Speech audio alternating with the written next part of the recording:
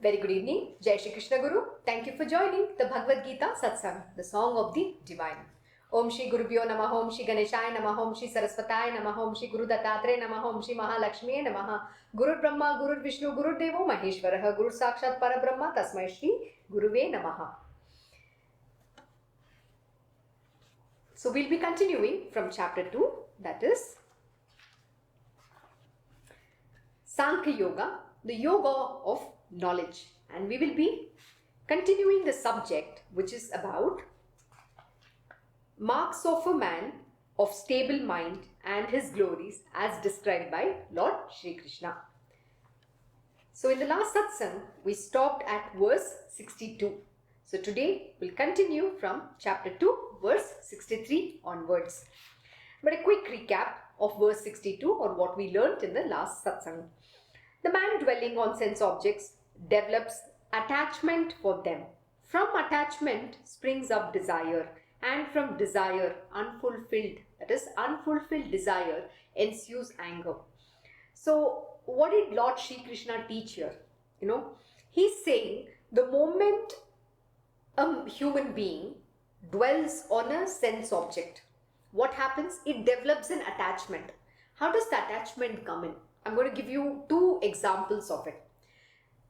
When you're born, the moment you're born, your mother, takes care of you, and you start growing an attachment towards her, because as a baby you don't know. You're only been told this is your mother, this is your father, and you believe that. And since then, you grow a very strong attachment towards your mother and father, your kith and kin, your siblings, everybody, right? You develop that attachment. And as you evolve, you have already accepted that this is my mother. It's a strong attachment, a bond that is created. We say, a bond between a child and a mother, which is very, very strongly established. Then what happens? As you grow, as you evolve, that bond is so strong that when you come into spiritual, when you get initiated, it is understood that your family now is the Guru. He becomes your Vasudev Kutumbam. The Guru's family is your real family. But because the body is born through some other womb and the body has accepted that it belongs to, that family, so that attachment to that mother, father, sister, brother, husband, wife, relatives, everything is very strong. So the attachment of the body doesn't go. And what is making it happen? That object is dwelling, like when the man dwelling on sense objects. What are you dwelling on? Oh, this is my mother, she's sick, I have to take care of her. Whatever that your attachments are, you're dwelling on that. And it's two-way process. First is you're dwelling on that sense object, and then that attachment comes in. That is what has happened from your child. You're so attached. You become attached because you're dwelling in that sense object. And from that attachment springs up what is called as desire. The desire saying, okay, I have to take care of my mother. I need to earn well. I have to be a good son. I have to be a good wife. I have to be a good daughter. You name it. We have certain aspirations which we create for ourselves. And that aspirations leads to desires. And in life, it so happens that we say, right, man proposes and God disposes. And what happens when your desires are unfulfilled? It ensues anger. Then you become a very, bitter person. You have that bitterness with you somewhere and you don't know what to do about it. And please remember, the unfulfilled desire ensues anger. This anger is very dangerous. And in the next verse, this is exactly what we are going to learn. What happens when a human being becomes angry due to his unfulfilled desires. And I'll also give you a very quick recap of how this desire, stems, how this desire grows. There was a sage. This is a story from one of the scriptures, There was this sage, and one day he had got some food. Someone had given him some food. So he was living, he was managing, he was making his livelihood, he was living on alms. So his subsistence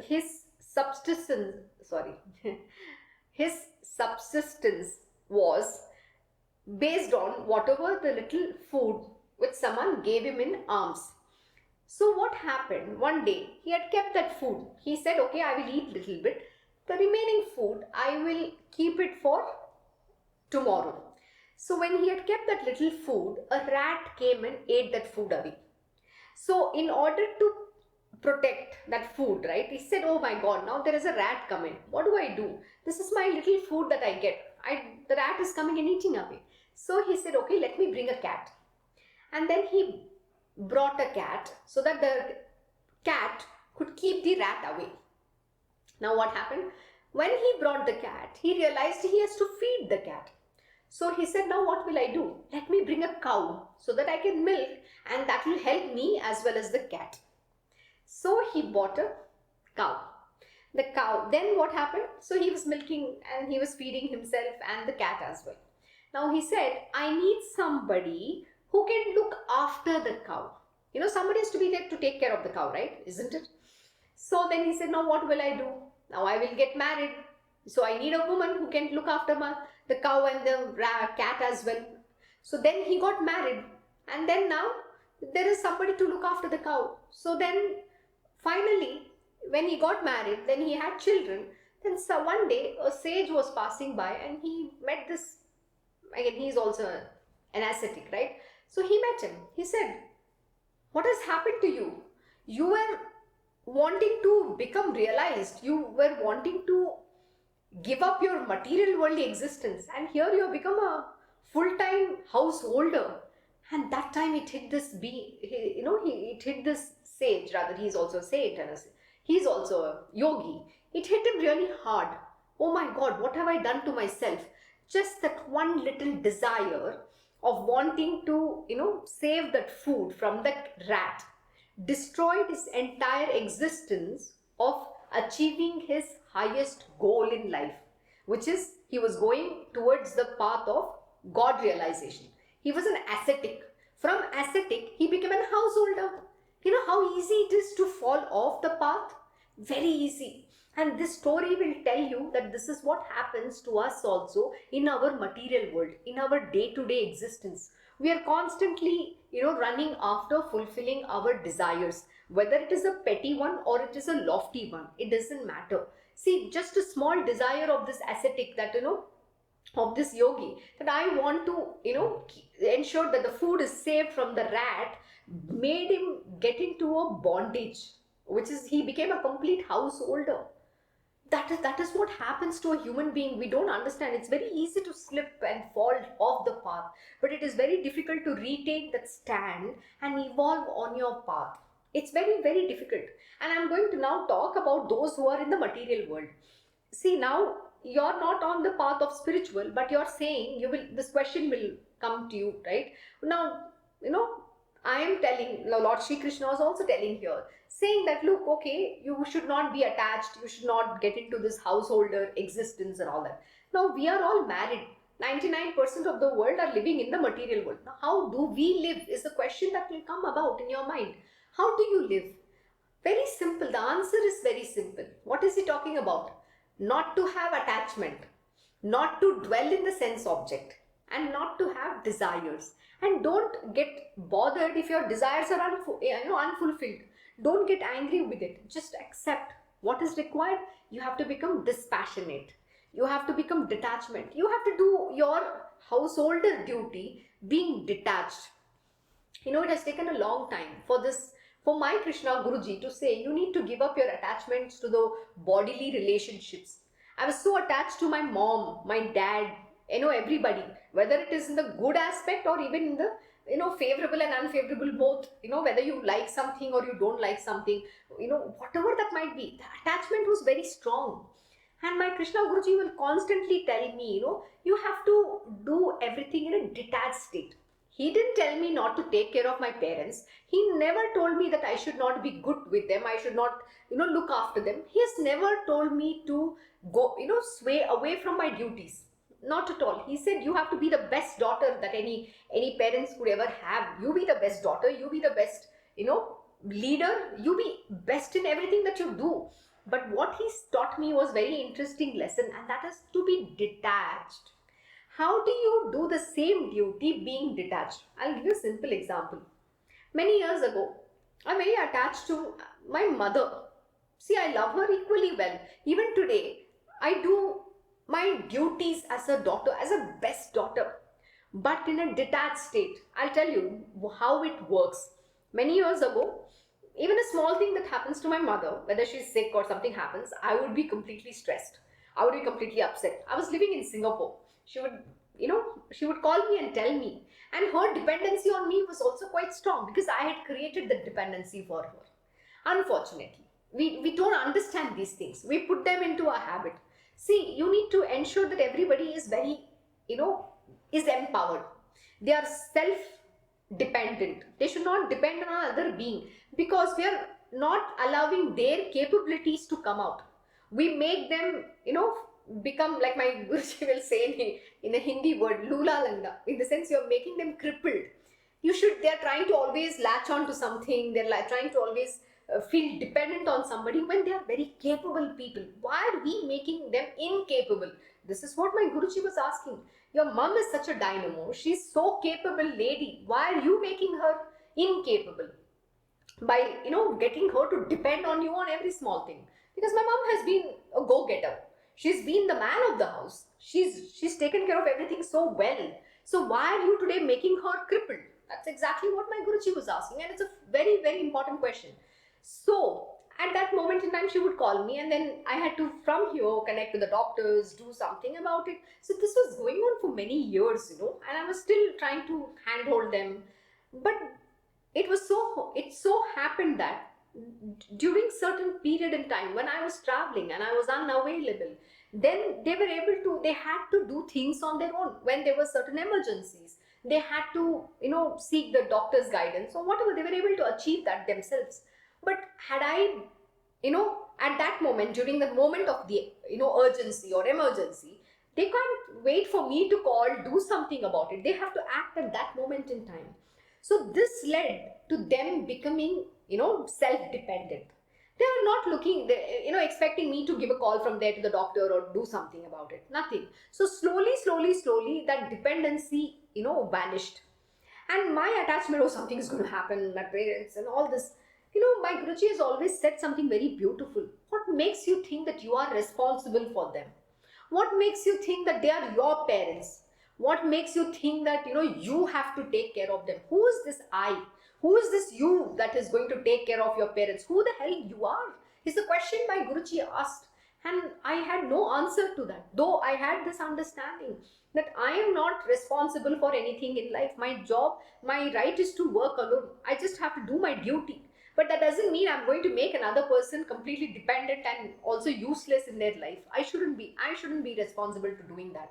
So since then, he gave me a very important lesson. He said, what you're forgetting to understand is that, please remember, whether it is you or your parents or anybody in the world are the children of the God. They are all God's children. The Lord is the one who takes care of them. Who the hell you are? Was the question he asked me. It was a very hard-hitting question. And I didn't have an answer, absolutely, because that he was right. That's exactly the truth. Whether it is me or this body's parents or anybody else, everybody is God's children alone. How he has to take care of them, it is his duty. Why am I bothered? Why do I think I have to do it? It was about letting go. Samarpan, surrender means what? This is what surrender means. When you understand, you are not the doer. You are not responsible for your parents or your relatives or anybody, your kith and kin, your own children, your wife, your husband. You are not the one who's responsible. The one who's responsible is the Divine Lord, the Father. The Father, Mother, everything. He's the one who has created them. We are all His children and He's there to take care of us. How He takes care is none of our business. So I don't have to say, I am responsible for my parents. I have to call. That special attachment that exists. Many years it has taken me to understand this truth that I am not responsible for anybody. My duty is to only do that which I have to do and not making them dependent on me at all. Dependent in the sense, for every small thing, they don't have to depend on me. They're very capable. And my Krishna Guruji taught a very powerful lesson. He said, look, I am talking about empowerment. You're talking about you're making them just become useless by letting them become dependent on you. So where is this empowerment that you're giving them? when they are such talented people, when they are such capable people. Today, my Krishna Guruji, to all his disciples, devotees, whoever comes to them, he'll only say, you're capable, you're able, you have to do it.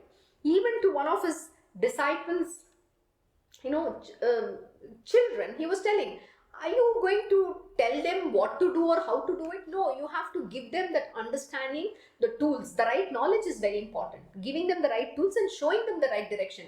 But the doership is not you who has to do it. They will have to do it themselves. They have to learn. The enablement is what my Guruji does. So he empowers everybody. He doesn't say anybody is incapable. On the contrary, he says everybody is far capable, far superior than what they believe to be. But who has made them incapable? It is our mind, it is our attachments, it is the way how we are programmed. Rather, I wouldn't even say programmed, it is how we have accepted life or what we have understood of life. So who's in the wrong? We are in the wrong. So here also, Lord Shri Krishna is only talking about being detached. He's telling, don't get attached to anything. And also the attachment stems from where? He's giving you the source from where the attachment comes about. It is when you keep dwelling on the sense objects. I'm telling you, since then, when I surrendered to Lord Shri Krishna, and my Krishna Guruji said, everybody is yours, they are yours, I am nobody. And it has taken me many years to understand this truth. It is not so easy, let me tell you. The day I let go, the day I surrendered, his universe works magic, let me tell you. How the Divine Lord takes care, how they have to be done, it is none of our business. Then the universe takes charge, he takes charge. His universe ensures everything is done perfectly well. And this is the beauty of it. And since then, I don't even, try to find out, are you all right? Is everything fine? I don't even ask. I don't have to. Once in a while, I will definitely, ask them, are you fine? Are you doing well? That's it. Good enough. We have like that 5 minutes talk. My mom will call me for 5 minutes, not even 5 minutes, a half a minute. She'll just say, I'm doing this, I'm fine. Are you okay? That's it. And she will disconnect the call. That is how it works. And they are capable and they have to lead their life. Because everybody has to be empowered in their own way. You can't make somebody become dependent. And, as Indian parents, we've always made sure we are, we're very much protective and caring about our children. So what do is we mollycoddle. Everybody is being mollycoddled in our world. If you take any family, they want to protect their children. They want to mollycoddle them. They want to, give them they want to pamper them. It doesn't work like that. Because that is going to not enable them to become empowered. They are not going to understand how to face life. Then it's going to be tough for them to face the world in the future. So my Krishna Guruji teaches that we all have to become empowered right from day one. He doesn't pamper anybody. He doesn't mollycoddle anybody. On the contrary, he keeps telling you, you must do it, you can do it, you are capable. And he keeps pushing everybody to their limits. Why? Because he knows you have the God's potentials within you. We just finished the Navratri. In that, what did we learn? The Devi has all the weapons. Powerful weapons. Those are our capabilities and strength, which we are not utilizing to the highest of our ability. So my Guruji pushes us. So this is the truth. So I'm telling you, it is freedom. It's so beautiful. The day you surrender, the day you follow the path of spirituality, the day you become detached, the universe works magic. The Divine Lord takes care of everything in your world. You don't have to be bothered about anything. Your job is to do your work alone, your duty alone, and which is very important, which is to serve the Divine Lord's purpose. That is the most important thing. And then when you get out of that attachment, then what happens? The desires cease away. It doesn't grow then.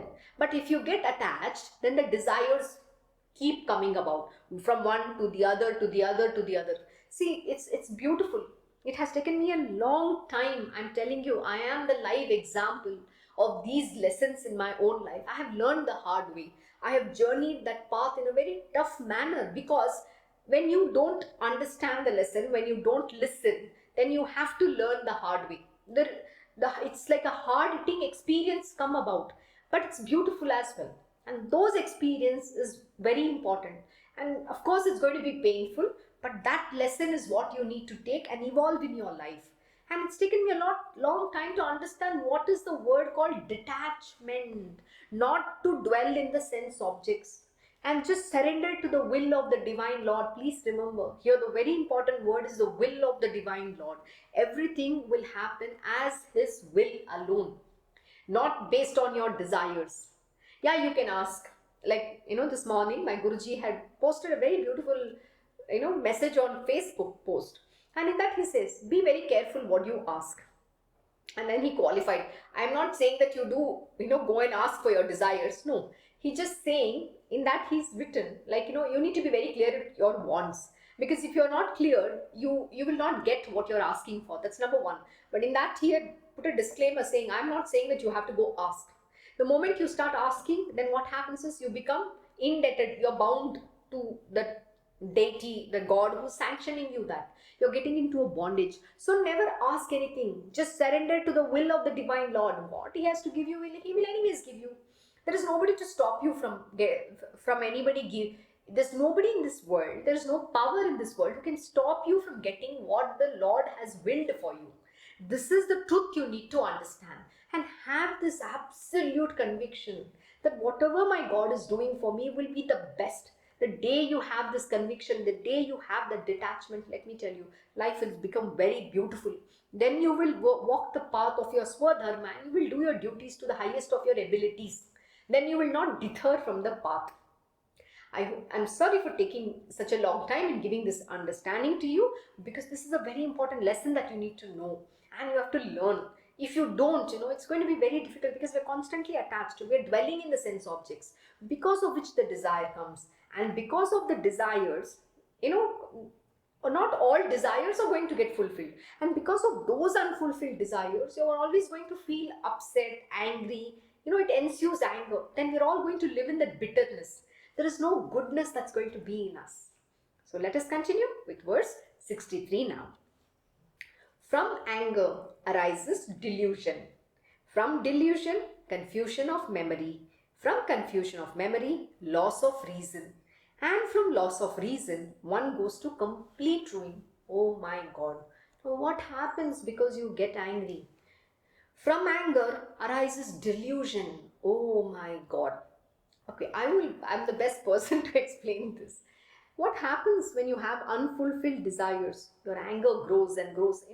Many a time, have you ever experienced this? I'm sure we all have at some point in time. We go to the temple, we go to the God, and we'll say, God, why is that you're not fulfilling my desire? I want this, I want this good job. I want to go to America. I want to get married. Whatever that desire might be.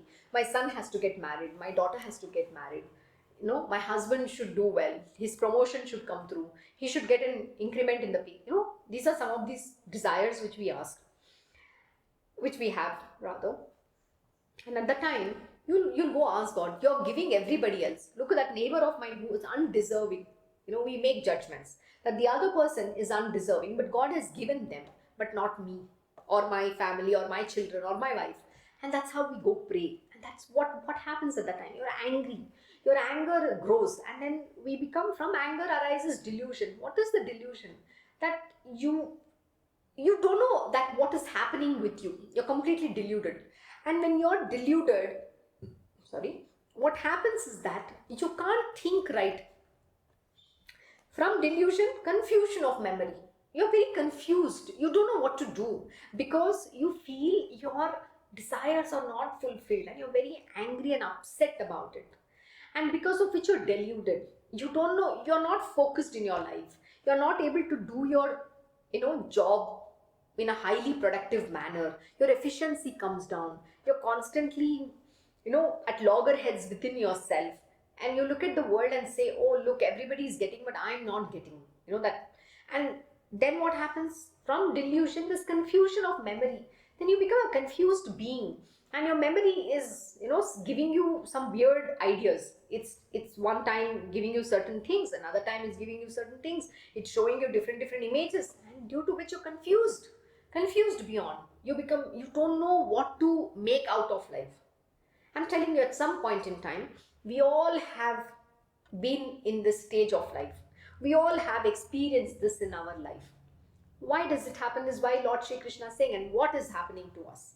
But have you ever imagined at that time that you're confused and you don't understand, you're deluded? No. And at that time, we'll act and do things that we shouldn't be doing. This is what happens. From confusion of memory, loss of reason. Oh my God. When a person is angry, the person cannot reason out. There is loss of reason completely.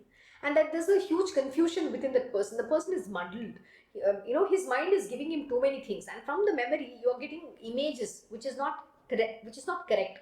Because it's not serving the purpose at that time to showing you the right path, right direction. It doesn't allow you to see the truth at all. It's not even allowing you to see the right things at that moment in time. So you're completely gone off your track of right reasoning. It doesn't happen. There is a loss of reason. And when there is a loss of reason, what happens? And from loss of reason, one goes to complete ruin, because you're going to make judgments or take decisions hastily. Hasty decisions will make you further go into the ruin. You're actually going to do everything that you are not supposed to do, because your ability to reason is not existing anymore. So what do? You take all wrong decisions. So we try to speak badly to someone when that is the person who's going to help you and who has, who means all good to you, but you're going to behave badly with that person. And then to the person who is not your well-wisher and who has some ill will against you, to that person you will further go and, you think that is the person who cares for you. So what is happening? Our ability to reason is completely gone. Our ability to understand who are our well-wishers and who is our well-wishers or foe, it's completely gone as well, off the track. We cannot make right judgments at that moment in time. So we are at loggerheads, we will fight, we will do all sorts of things, which is uncalled for. So what is happening to us? We are, that individual, that human being goes to complete ruin. This has happened, let me tell you. We all have experienced this. Lord Shri Krishna is not teaching Arjuna something that is not there in this world. He is actually teaching how does the human mind, how does the human nature, what happens to a human being. He is exactly giving those details for you to understand. When you are in that situation or state, if you can remember this lesson and remind yourself, oh my God, at this moment in time, I should not react. I should not get carried away by what I am going through. Just because my desires are unfulfilled doesn't mean my life is bad. I have to work hard. The focus has to be that I will work hard. I will do all the right things in the world to achieve that. I will fulfill my desire. That desire could be your goal. I'm just giving an example. But you have to work in the righteous manner. But later you can give up the desire. But at least keep that. I want to become this being. But for which you have to earn, for which you have to work really hard. You have to progress on that path of dharma, not adharma. See, when you're in the situation where you're completely gone, your mind is not able to reason. You're not in a position to understand what is the right and the wrong. You're not even able to, think properly. Then you're going to take every decision which is going to, ensure your downfall. So whatever that decision that you might take and go ahead, you're going to fail in that. Because you have not thought through the whole thing properly. Why? Because there is a loss of reason. Why? Because from loss of reason, you go to complete ruin. See, please remember, when somebody does something wrong, or when they have been, asked questions like, why did you do this? How come you have gone and done such a big, you're messed up in your life? Why did you commit such a big mistake? Mistakes happen by us. Then the person has no answer. They try to give justifications and reasons for why that mistake has happened by them. But have you ever understood yourself? Why did you go commit that mistake? Because you are not in a proper state of mind. You're angry that your desires are not fulfilled. It all stems from that, please remember. And because of that, you hold on to that. It also could be very simple. My parents did not send me to, Harvard. I wanted to get educated from Harvard. I couldn't go to Harvard, and we hold that unfulfilled desire, that bitterness within us. And then every time we look at our parents, maybe we think our mind has made it very clear that they are the cause that you did not become somebody great, that you did not get to go to Harvard. They are the cause. My Krishna Guruji asked something very interesting question. He said, if your desire was to go to Harvard, did you even work hard? Did you put all the efforts to find out what does it take to go to Harvard? And did you even start studying to appear in that entrance test or whatever the pre-qualifications that is required? Have you even made efforts to understand how to develop that? Knowledge is important. Educating yourself. Did you educate yourself? What effort have you put in to go to Harvard? Harvard doesn't just come like that, right? This is the truth we fail to understand. And who are we blaming? We are blaming the whole world. And we have any number of reasons why we are not able to achieve or why we behave in a certain way. And we justify our bad behavior or wrongdoings, which is wrong. Absolutely wrong. Please remember, at that time, God is never on our side. You can never find God at all. God doesn't exist in this situation at all. But here he's teaching Arjuna that what not to do in life and how to be. So have you ever asked yourself, okay, this is something, if I want something, how much effort do I need to put? It doesn't come on a platter. Please remember, what comes easily goes away easily too. But as a human nature, we want everything easy. We don't want to work hard. Why? Because hard work, how many people really want to work hard? Like my Krishna Guruji only teaches hard work. And you have to become highly productive. Hard plus smart work. It's not just hard work. It is about smart work also. God has given you that intelligence. Using the intelligence, you have to see how best you can, win, how best you are putting your foot forward and to do the right things so that you can win in this world. And it's not about stretching, doing a job, stretching it for extended version, like extended hours. It's not about that. How can you compress it in the shorter span in time? That is what is important. You have to compress everything and finish it off in quick. If you take a task to perform in 1 hour, can you squeeze that time? Can you compress it and make it 15 to 30 minutes max? So that is how you have to look at it. You can't stretch. Today, if you see people, if they have nothing to do in their world, see some of these women in the house, what they do is they are dwelling on something that is favorable or unfavorable. 90% of the time they're dwelling on subjects that's going to make them feel very bitter, negative. And here what is it? They are dwelling on sense objects, which is going to, put them into a negative state of mind. Why? Because they are thinking about their past or they're thinking about their future. They are never in this present moment. We are always thinking what we didn't get or what I want, what I aspire for my life, how my life should be. This is what we are always thinking about. And then what happens? And in that state, they are not able to perform. Why? Because our productivity has come down. The whole entire being, your body, is filled with negativity. And then what happens? The demons called Shumba, Nishumba have conquered the triple worlds. Your entire head to toe, all you're feeling is negativity. So where is the question of you having higher productivity and efficiency? Because what have you slipped into? Tamas, inertia, lethargy. And the demon is Mahishasura. You have allowed all the demons to conquer the triple worlds in this body, head to toe. So where are you going to perform? And then you will be relaxed or you'll have an apathetic attitude towards life. Okay, this is how my life is. I have accepted. I don't want to get out of this state. Many a time I've seen women going into this state. They've completely accepted defeat. And they become apathetic towards everything in life. That's very bad. They are not rising above to do something with their life. People have worked in good companies, but after marriage they believe, I have to take care of my children, and you become, relaxed in that life. You completely get lost in that life. And then what happens to your career? You were somebody before that. Where is this somebody? What happened to this somebody who was earning quite well, who was working in a good organization, but just because you got married, just because you got lost in certain family issues, you have completely forgotten about your Swadharma? Is that what it is? No. So this is what happens to people, that we become completely lost in our world. And then what happens? We blame the whole world. Oh, my family was this. My husband never stayed with me. He was always traveling. I had to look after my 2 children, plus my in-laws, and there was so much of pressure. But why didn't you appoint somebody to take care of your children and focus on your career? Who has told you not to do that? Today, every woman is empowered to do that. You can get the best of the nanny. You can work, you're going to make enough money, so you will be able to pay for the nanny, pay for a cook. Nobody's asked you to cook. Why are you becoming a cook? This is the question you have to ask yourself.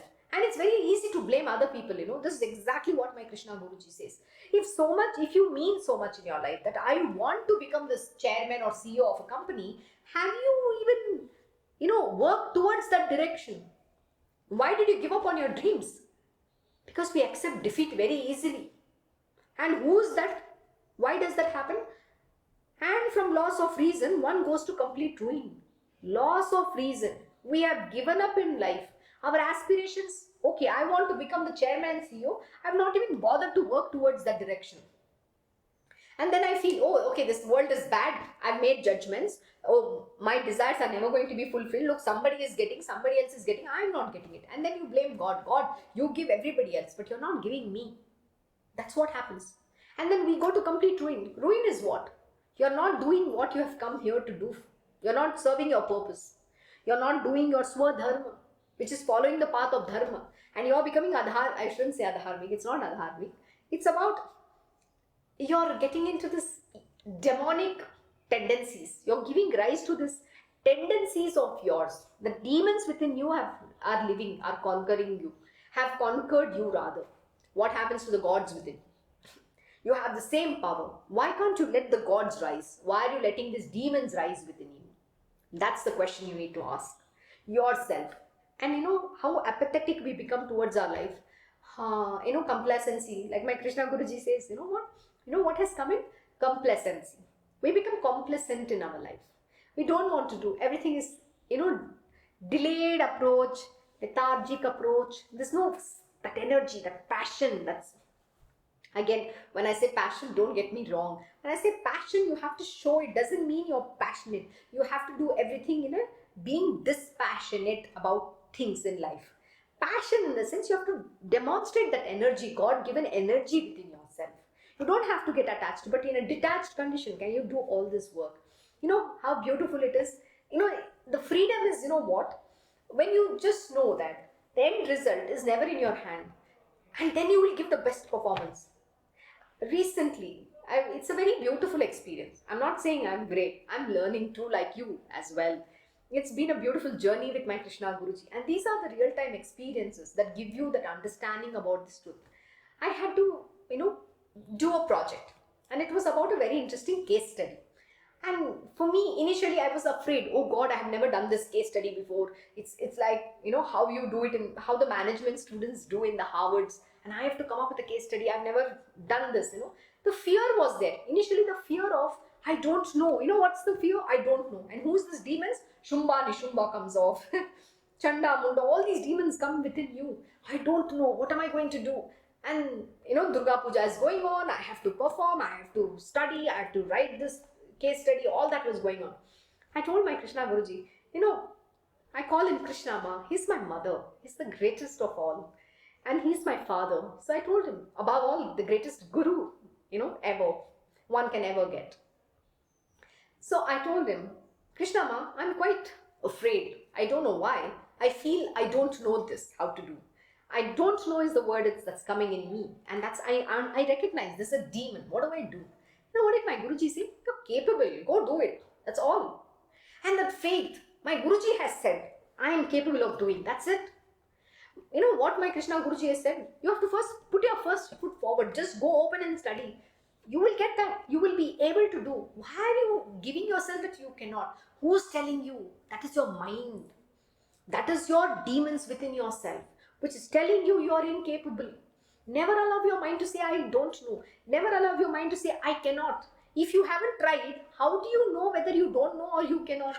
You haven't even tried. So who's already telling you that you cannot? That is the mind. And then with that faith, I went and started studying about it. It took me few hours first to, go and study, research, understand the subject. And I was so happy. And then I started understanding, how do I structure the whole case study? How do I answer those questions in a very, concise and a precise manner, to the point, and giving them the right knowledge that is required, the right insights that is required. And things evolved. But I had to put my effort. I have to study. I have to be the best, and giving my 100% to that. What the outcome is, I didn't bother. But I have to I'm serving Lord Shri Krishna in this. And I will give my best possible. That was the goal. That was the attitude that I took. I killed that fear within me, saying I cannot do it. I don't know. I will be capable. I am capable. I am that goddess. I have all the weapons in me. That capability is in me. The grace of my guru will going to work. I will be able to do this. That is the capability. I went and I started. I did. And I was so excited. I learned so much in that. In the process, I learned a lot.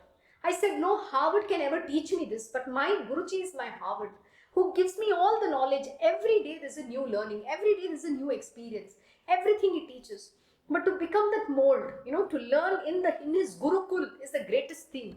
Only the great masters can teach you like that, who make you into a very beautiful leader, which the world is yet to witness.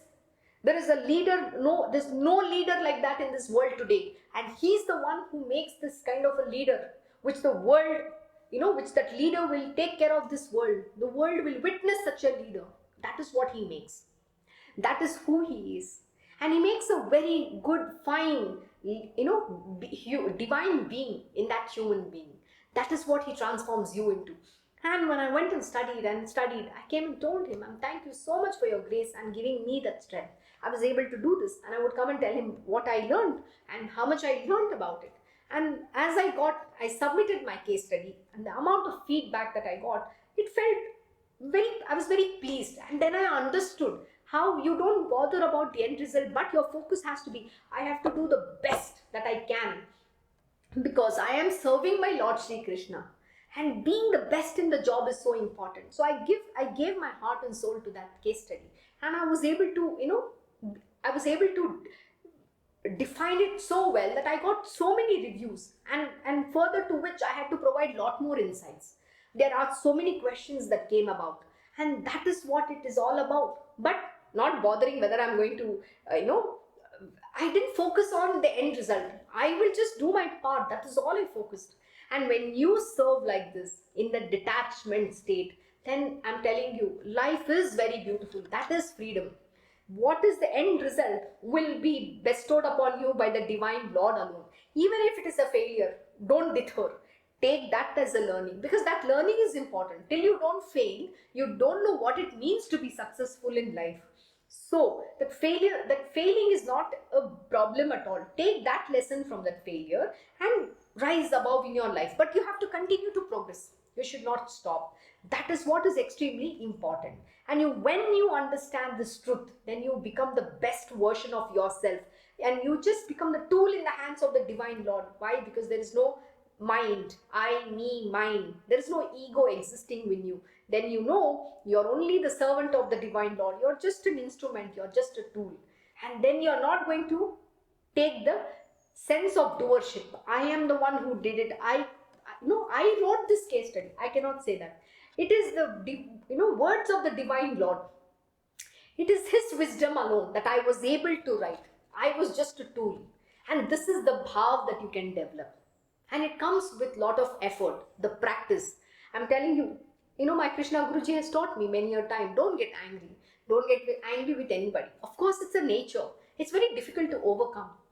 But when you can, self-restraint, when you can practice self-control, even when on provocation, you should not get angry. And my Guruji has taught me for 12 years now. Every single day he'll say, don't react. Don't get angry. Let them say what they want to. Be peaceful. Be calm. And respond very nicely. I'm not joking. It's so beautiful. And yesterday, there was one such incident.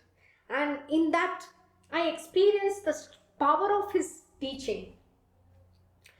I had to face. See, till you don't face these situations, and when you don't apply these lessons that you are being taught, this Bhagavad Gita still remains a bookish knowledge. That's exactly what my Krishna Guruji had written in his status update. The fructification of knowledge doesn't happen because you're not applying it.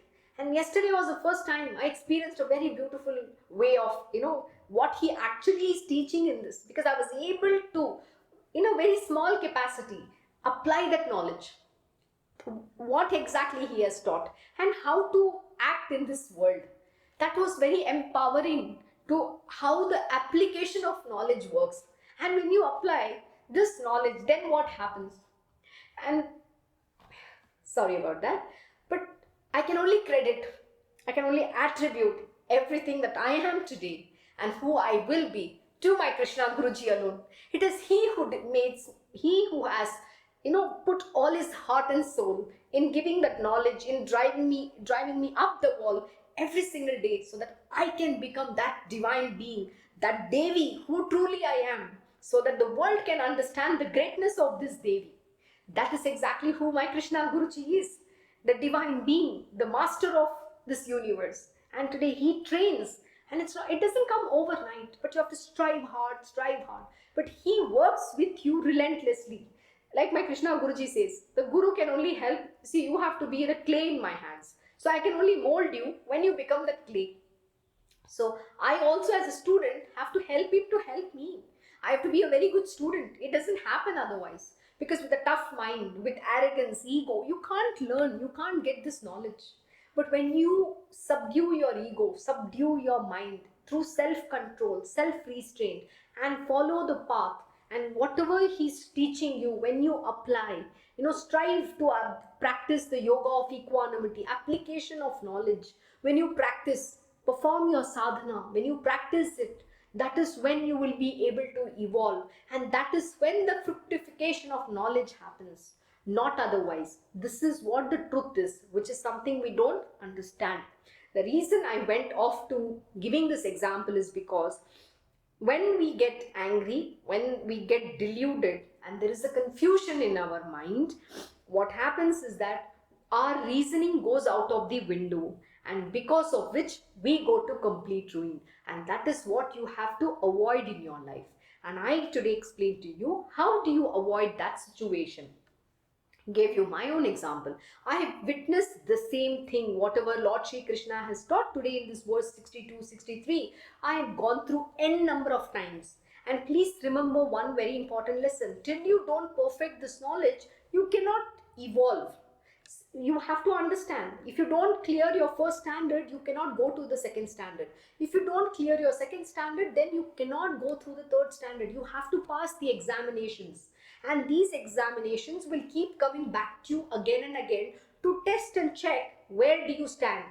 See, because you need to understand the demons have immortality, which means they can be brought back from their death. They have the power, their Shukracharya, who's the guru of the demons, have the power to bring them back to life. So you have to consciously make an effort to practice. Sometimes you might think, oh, I have now overcome this. I've been able to apply this lesson. The next minute, the moment you even think like that, the next moment there's just round the corner, there's another test waiting for you. And now Maya was going to say, oh, you thought you have overcome, is it? Let me show you what is my power. And then she'll exactly create a situation for you right round the corner. You will not even know what hit you in life. You will be caught off guard. So don't even, bask in that glory. Oh, I've been able to get this lesson. No, I just gave an example. Doesn't mean anything. It is only a first step, a small step towards, applying this knowledge. This application is not enough. It has to be atal. Atal means I have to be this Bhagavad Gita myself. To become that, like my Krishna Guruji says, बहुत पापड़ बेलने पड़ते हैं. Means what? You have to put lot of effort. You have to arduous effort. Sadhana, practice for many lifetimes of sadhana, many years. Once you do that, then only you can even live one word of this knowledge which Lord Shri Krishna has been imparting to you. I hope you understood today's lesson. It was a very important lesson. Please don't have desires. Just let it be, and don't keep that desires. I didn't get this in my life. Don't hanker after things. what God has to give you, He will anyways give you. Have this absolute conviction within yourself, and then you will not suffer any of these issues in your life. So with that, we stop at verse 63. We'll continue from verse 64 onwards in our next satsang. Thank you once again for joining Shri Bhagavad Gita Satsang. Om Shri Mahaganapate Namaha. Om Shri Gurudev Datta. Om Shri Sachidananda Sadguru Sainath Maharaj Ki Jai. Om Namo Bhagavate Vasudevaya. Digambara Digambara Shri Pad Vallabha Digambara. Om Shri Krishna Gurunathanata Shri Gurube Namaha. Om Devi Durgaya Namaha. Om Shri Krishna Arpanam Namastu. Krishnam Vande Jagat Gurum.